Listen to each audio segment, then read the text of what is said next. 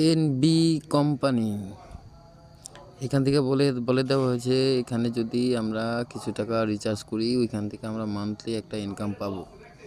এখন দেখেন ইনকাম করব কি, কালকে পরশু বা তরশু এদিন রেফার করতে বললো যে আরও 4 জন রেফার করলে আমার নাকি অ্যাক্টিভ হয়ে যাবে, আমি মাসে 10,500 টাকা ইনকাম করবো, আর প্রত্যেক দিন 9,000 টাকা থেকে আমি 9,000 টাকা পাবো।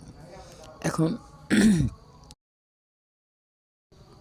এখন কথা হচ্ছে এখান থেকে যে টাকা ইনকাম করব, কালকে ভালো ছিল, কালকে ভিডিও দেখেছি, আজকে হঠাৎ করে দেখি আমার ব্যালেন্সে 35,607 টাকা 77 পয়সা আর কি, যাই হোক এরকম একটা কিছু আসছে।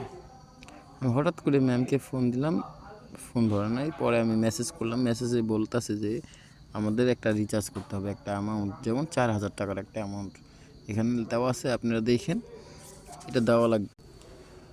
এই অ্যাকাউন্টটা এখন খুলবো না, রিচার্জ করবো না বলে দিছি যে রিচার্জ করবো না, 4,000 টাকা রিচার্জ করতে বলতেছে। এখানে রিচার্জ করবো না বলেছি দেখে সে বলতেছে যে তার নাকি বাংলাদেশ শিক্ষা বোর্ডের আমাদের যেই ওয়ালেটগুলো আছে, যারা যারা রিচার্জ করবে না তাদের ওয়ালেটটা নাকি বাংলাদেশ শিক্ষা বোর্ড ফাউন্ডেশনে তারা উপহার দিয়ে দিবে, আমাদের ওয়ালেট আমাদের টাকা।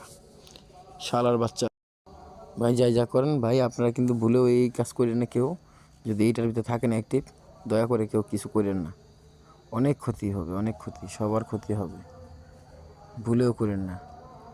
আমি কালকের এই ভিডিওগুলো দেখছি, আর আজকে দেখি রিওয়ার্ড ওয়ালেটে চলে গেছে টাকাগুলা, কি একটা অবস্থা দেখেন। তারা আবার বলতেছে এই টাকাগুলো একসাথে উঠাই লাগানো যাবে কালকে, এখন আজকে বলতেছে যে আজকে রিচার্জ করতে হবে, সারাদিন এগুলা চাপ দিচ্ছে আমাদের। এখন তারা একটা মন তো ভাব নিছে, কুত্তার বাচ্চারা দেখেন কতটুকু টাইম দিছে, এইটুকু টাইমের ভিতরে এতগুলো টাকা আমাদের ব্যবস্থা করতে হবে বাইরে থেকে।